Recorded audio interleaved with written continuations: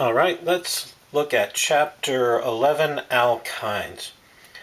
First, a little introduction. Recall that we've got the carbon-carbon triple bond here, so these four carbons are linear. Always make sure when you're drawing an alkyne, you are always going to have four atoms in a row in a linear fashion, because these two carbons are sp hybridized. So there's a 180-degree angle here between these three atoms, and looking at this carbon, 180-degree angle here. So always have four atoms in a line when you are drawing alkynes. All right, we've discussed the nomenclature, same as alkenes, but they end in -ine. Physical properties similar to alkenes and hydrocarbons. Preparation, we looked at those the last chapter. If you have a geminal dihalide or a vicinal dihalide, you can add 2 equivalents of sodium amide and get the alkyne, or 2 equivalents of potassium tert butoxide and DMSO and get the alkyne. We are doing 2 E2 elimination reactions. All right. And remember, if you have an alkene, you probably are not halfway to the alkyne, because if you had this nice alkene here, there's nothing to eliminate. There's no elimination reaction that you can do to get rid of these 2 hydrogens and make the triple bond. So if you have an alkene, you'd probably want to react it with bromine, Br2, nice fast reaction there, and get this vicinal dihalide, and then put in the 2 equivalents of sodium amide to get your alkyne. All right. But let's get to the nice important stuff of this chapter, the reactions that alkynes do. Good news, if you remember your alkene reactions, you just have to apply all that knowledge to alkynes, because we're basically breaking pi bonds. The only deal is we've got the possibility of 2 pi bonds to break when we do these reactions. But these are very analogous to your alkene reactions. All right, so first thing we're going to look at is the addition of HX to the triple bond. So if you have this alkyne right here, this 2-butyne, you add HCl to it, you are going to get H on one carbon. We're going to add HCl across the triple bond, H on one carbon, Cl on the other. And if you add another equivalent of HCl, since the first equivalent broke the triple bond to make a double bond, the second equivalent can break the double bond to make a single bond, and you end up with a geminal dihalide. Why geminal in this instance? Why not vicinal? Because of good old Markovnikov's rule. Remember that Markovnikov says the carbon that has more hydrogens gets the hydrogen when you add HX across to a double bond. For example, if we had this beast right here, 1-butyne, added 2 HBRs to it, we can see that the first thing that'll happen is the pi bond of the triple bond will attack the H. The H will go on the carbon with more H's. Thank you, Markovnikov. And so the H goes on this carbon over here to make this more substituted carbocation, which is more stable. The bromine will attack this beast right here. But then you have this alkene, and if it attacks another HBr, again, this carbon has 2 hydrogens on it, this carbon has none, so the hydrogen will go on the carbon with more hydrogens. Hydrogen goes here to make this a CH3. We end up with the the geminal dihalide here. Right, so that should have been pretty straightforward. No crazy new information right there. Just using the rules that we have learned with alkenes. So instead of HX, like HBr and HCl, what happens if we add X2, like Br2 or Cl2 to this? Well, what we find is exactly what we found with alkenes. If you add Cl2 to this beast, the the pi bond is going to attack the chlorine and make a bridged halonium ion. This time it'll still have the double bond between the 2 carbons, but you'll still have that bridged halonium ion. And then the next chlorine, once you have a bridge called polonium, has got to come in from the backside to attack one of those carbons. Recall, this is a positive charge here, so if you had a different unsymmetrical alkyne where you had, well, at this point it doesn't matter, they're both carbons, there's no hydrogens on them, they'll both have the same amount of steric hindrance, but the chlorine will attack one of the carbons and generate this trans dihalide, transvicinal dihalide, and it has to be trans because of the bridge tolonium does not break until the chloride comes in from the backside. And if we react with another Cl2, we'll form another bridged polonium here. The other chlorine will come in from the backside. We'll get this tetrahalogenated compound. Okay, well, let's get into some new stuff now, shall we? The good news is we start with old stuff, addition of H2O across this triple bond. Just like with alkenes, it's not going to work. If you just throw water in with an alkyne, you get an alkyne floating on top of water. That's it. No reaction is going to happen unless we have a catalyst. And just like with alkenes, our catalyst is sulfuric acid. And it's the same mechanism we saw before. The pi bond will attack the hydrogen. It follows Markovnikov's rule, so the hydrogen will go on the carbon with more hydrogens. Not a problem in this case, but in the future we'll worry about Markovnikov. The hydrogen go on the carbon that contains more hydrogens, but here neither one has a hydrogen, so either one of these will get the hydrogen. Let's just put it over here. Hydrogen goes on this carbon, and then the OH will go on this carbon over here. But now we get to something interesting.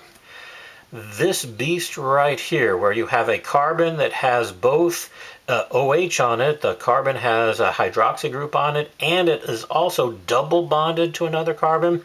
This beast is called an enol. Note, it's an enol, let's be clear, the carbon has both an OH on it and a double bond. If the double bond was somewhere else in the molecule, that's not an enol. An enol has to have one carbon that has both an OH and a double bond. It turns out enols are not very stable. And so when you form an enol, it will undergo this process called tautomerization. And this is an equilibrium process, tautomerization, to make a ketone. And if we look closely, the main thing that happens is when we look at these two molecules here, is the double bond between these two carbons is now between the carbon and the oxygen. So this double bond is going to move here, and this hydrogen is going to move to the carbon, that other carbon of the double bond. So when you're doing this tautomerization, you just take the double bond between the two carbons, switch it to between the carbon and the oxygen, and take this hydrogen and move it down to this carbon over here. So this is enol keto tautomerization. This is called the enol form. This is called the keto form of these two tautomers. And this equilibrium lies very, very far to the right. We'll discuss this a lot more in organic too, on the mechanism of this, but for right now you just need to know about this keto-enol tautomerization catalyzed by acid. And yeah, that's what's going to happen. So note, this is kind of interesting. You take an alkyne, you really only add one equivalent of H2O to it. Before we're adding two equivalents of Cl2, two equivalents of HX. You can really only add one equivalent of water to it because the first equivalent of water goes on, makes an enol, which then tautomerizes into a ketone. And we don't have a carbon-carbon double bond anymore. It's a carbonyl. All right. So, what would happen, though, if we have a terminal alkyne? So, HC triple bond C, CH3. If we add water and sulfuric acid, turns out with terminal alkynes we have to bump up our catalyst a little bit here. We need to add some mercury 2 sulfate in there just to give that catalyst a little extra oomph with the terminal alkyne. But if we have these two catalysts in here and water, this hydration of alkynes follows Markovnikov's rule, which means the carbon with more hydrogens, the terminal carbon of our alkyne, will get the hydrogen of the water. The OH will go on the other carbon, and so here we go. Yeah, here we are. This carbon has 2 hydrogens on it. It got the extra hydrogen. The OH went on here, and now we recognize this is an enol. So we know right away the double bond's going to go up here, this hydrogen's going to go over here, and we end up with this ketone. By the way, this molecule, we'll get into naming it in organic too, this is acetone. This CH3, C double bond O, CH3. So that's what we get.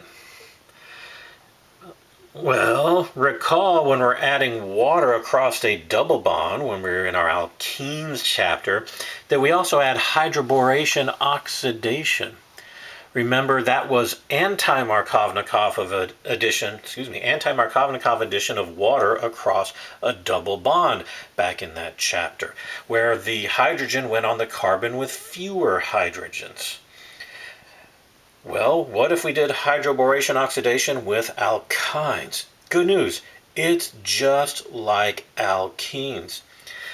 So in this instance right here, nope, this is a triple bond here. They're both carbons, of course, have, since it's an internal alkyne, there's no hydrogens on each carbon. BH3, H2O, 2OH minus. Note, just like with alkenes, not only is it anti-Markovnikov, it is syn addition. The hydrogen and the OH will come in on the same side.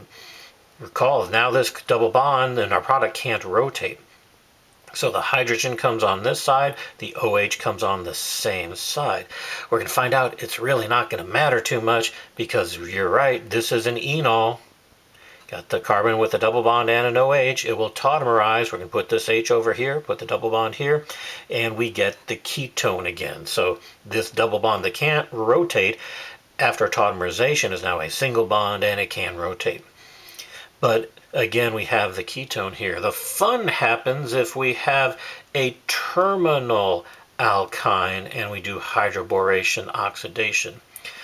Recall, terminal alkyne with normal hydration with water, sulfuric acid, and HgSO4 gave us the ketone because the hydrogen went on the carbon with more hydrogens. Now we are going to do hydroboration oxidation of this alkyne, and so this carbon doesn't get the hydrogen. This carbon will get the hydrogen. The hydrogen will go over here.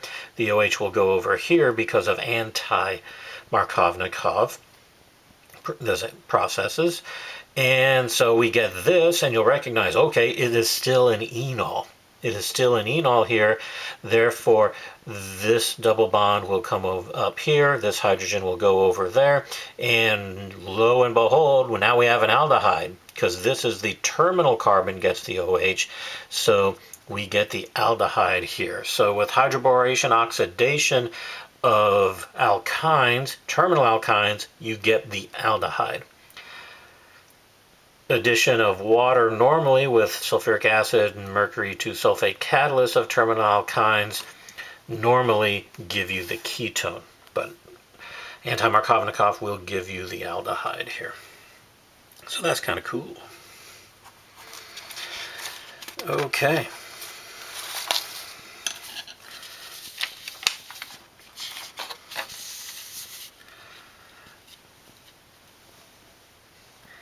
All right, the next thing to look at is acetylide.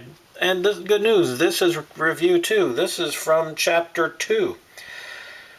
Recall, if you have a terminal alkyne, that the pKa of that proton is about 25. So if you have a strong enough base, H- and H2-, it can snag that proton and make this carbanion here. And if we have an electrophile, well, carbanions are extremely nucleophilic. They're very strong nucleophiles. It will attack anything positively charged and do this nucleophilic substitution or addition right here. Actually, it's electrophilic addition. All right. And this is great because we can make new carbon-carbon single bonds. Realize attaching a carbon to another carbon is not the easiest thing to do in organic chemistry because opposites attract. Negative wants positive. If you want one carbon to attack another carbon, you have to have one carbon being negative and the other carbon being positive in order to get them to bond together. Well, any conditions that have a negative carbon aren't going to want to have a positive carbon around. Any conditions that favor positively charged carbons do not favor negatively charged carbons. So we have to do some crazy fun stuff in order to get one carbon negative and one carbon positive so that they can interact and form a single bond. But here's one way to do it. This is one of the easiest ways to do it, is just take a terminal, alkyne, make an acetylide ion out of it, and that's a very strong base, strong nucleophile. And if we have an alkyl halide, we know that this carbon is partial positive charge. Here's our negative carbon. Electrons attack this right here, do this substitution, and we end up putting the CH3CH2 onto this carbon here as our product in nice SN2 fashion. All right. Note that we have to go back to good old chapter 7 with an 8 substitution elimination. Primary alkyl halide, strong base, strong nucleophile, means SN2. But what if we had a tertiary alkyl halide or a secondary alkyl halide and we reacted it with our acetylide ion? This is a 3 here, right, by the way. So we take this guy and reacted it with acetylide ion here. Well, here we have a tertiary, or here's a tertiary, but tertiary or secondary substrate, strong base. We're not going to get the substitution. This is going to do an E2 elimination. Tertiary alkyl halide, strong base, E2. And so we're going to get this beast right here. So what I would strongly recommend you is don't do that. Don't do this reaction with tertiary alkyl halides, because sodium hydride, sodium amide, the things we needed to make the acetylide ion, they're kind of expensive. Sodium amide is pretty darn expensive. Sodium hydride, not that great. You're liberating hydrogen gas. That's kind of dangerous. This is a kind of a pain and takes some money to make this guy right here. When you could have just added sodium hydroxide, which is super cheap. You just toss it in there and you'd get the same alkene with our elimination reaction. So this is something to be aware of, that if you're thinking, oh, I have this triple bond here and I just want to attach this tert butyl group to it, that's not going to work. Okay. So then let's look at this. What if we have HC triple bond CH? This molecule is acetylene. We take acetylene here. If we added NaNH2, CH3Br, then add another NaNH2 and then a CH3CH2Cl, what would we get? Hopefully you can see in your head. Sodium amide takes off this hydrogen to make this carbanion. Carbanion attacks this carbon, kicks off the bromine, so that's going to put a CH3 over here. Then our second equivalent of sodium amide takes off this hydrogen to make this carbon a carbanion. That carbanion attacks this carbon, because it contains the chlorine right here, and puts the CH3CH2 over here. So we end up with CH3CH2 carbon, triple bond carbon, CH3. When you start with acetylene, you can put these two groups on there. And that's kind of cool because here we have a molecule with 2 carbons, here's a molecule with 1 carbon, here's a molecule with 2 carbons, and at the end, we have a molecule with 6 carbons. We have made a couple of carbon-carbon bonds, really have grown the backbone of this molecule.